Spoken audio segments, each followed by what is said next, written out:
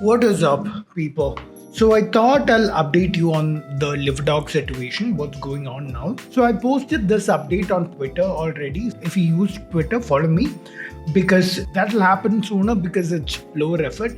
These I have to make videos. It takes a bit more time. Now let me update you on what else has happened with the Himalayan blunder.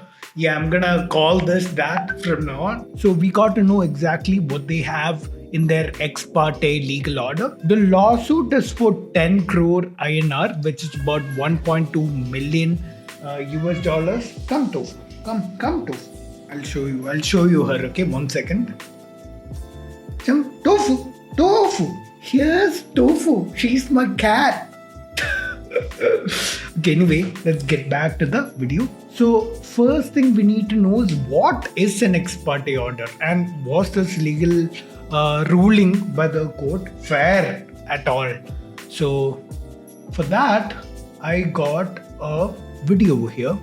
Past, we saw the lawyers for Himalaya send a legal notice to Dr. Phillips as well as to Twitter saying that if you don't take down, you'll lose Section 69 safe harbor protection. So the question I want to ask you is this a problem with the court order? Did the court not do its job well? Or is it a problem with the broader IT rules framework which provides room for such takedown orders to be issued in the first place? Right. No, a number of problems with the order as it stands. As you rightly say, number one, at the very outset, it's an ex parte order. So an order passed without hearing the opposite side. So Dr. Phillips, and who now be that is what an ex parte order is. An order where only one side's claims are taken into account before the ruling by the court is passed. In this case, it was the takedown of the Twitter account of Dr. Abby Phillips. Believes and says that all of what he said in terms of his tweets is backed by scientific evidence, is backed by studies, was not even heard before the order was passed. Now, ex parte injunctions or ex parte orders are not unknown to law. Those orders can be passed, but usually those orders are passed when there is somebody's life at stake or some other reason. Now, in a case like this, where there are two narratives, where there is a company who believes that its products work well or are effective, and there is somebody who's relying on studies and on his own medical knowledge and experience is making a claim that there is something more than meets the eye, then that is a claim, that is a counter narrative that should be brought before the court. The court should have appreciated evidence, and the court indeed was required to appreciate evidence in a case like this to see where the truth lies in this case and not pass an order behind the back of a party when there are disputed questions of fact, and that is really settled law. And the problem with such orders is that such interim orders, and doctor hasn't had an opportunity of putting his side before the court. The problem with such interim ex parte orders is that they amount to a verdict before trial. And also, the court, and this is very, very disconcerting. The court does not appreciate that there is also a public interest in knowing.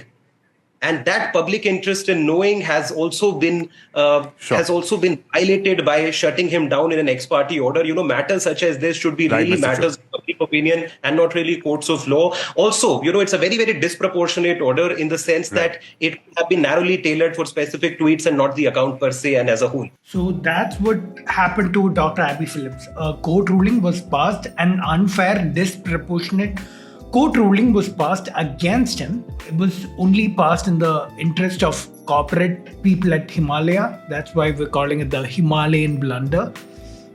So yeah, that's what's been happening. I just thought I'd show you exactly what statement I made on Twitter itself. Here is Dr. Abby Phillips himself, his Instagram post, in which he says exactly what was there in the court order from Himalaya. It was for 10 crore and in 10 crore or 1.2 million US dollars. And they also sent him a 700 plus page book. Like it lists out all the charges for which they're charging him. And yeah, this is something he told me when I asked him. So Himalaya, yeah, he's not scared one bit. So he'll see you in court. Okay, people. So there has been an update to the whole LiverDoc Dr. Abby Phillips saga. just now, after I recorded the previous parts of the video and I set it up. I sent it for editing, and I was about to set it up for upload. I just had to add this new update that has come in to the case. There is this update, which is Dr. Abby Phillips has now made a countersuit in the High Court of Karnataka. Remember this, the first suit, the initial suit that Himalaya made was in a civil court, Sessions Court in Bangalore. Dr. Abby Phillips has moved to the High Court, challenging that and the suspension of his X account. So that's the main update to this case. I'm so excited to see what's gonna happen, and I'm gonna bring you all the updates. So yeah, for now, let's see what exactly happens. This just came out 26 minutes ago, and I've tweeted this, so let's see what happens. What is up, folks? I'm actually not at home. That's why you see this new location, this change of location. But those of you that recognize this location, let me know in the comments.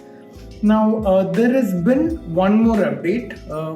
Not really an update, it came out a little while earlier, but I wasn't able to talk about it publicly, but now it's been made public, so I think there's no harm in putting this out in public. And that is the fact that the THELIVERDOC, now that he's gotten one lawsuit, other smaller Ayurveda firms are finding the courage to try and drown him in lawsuits.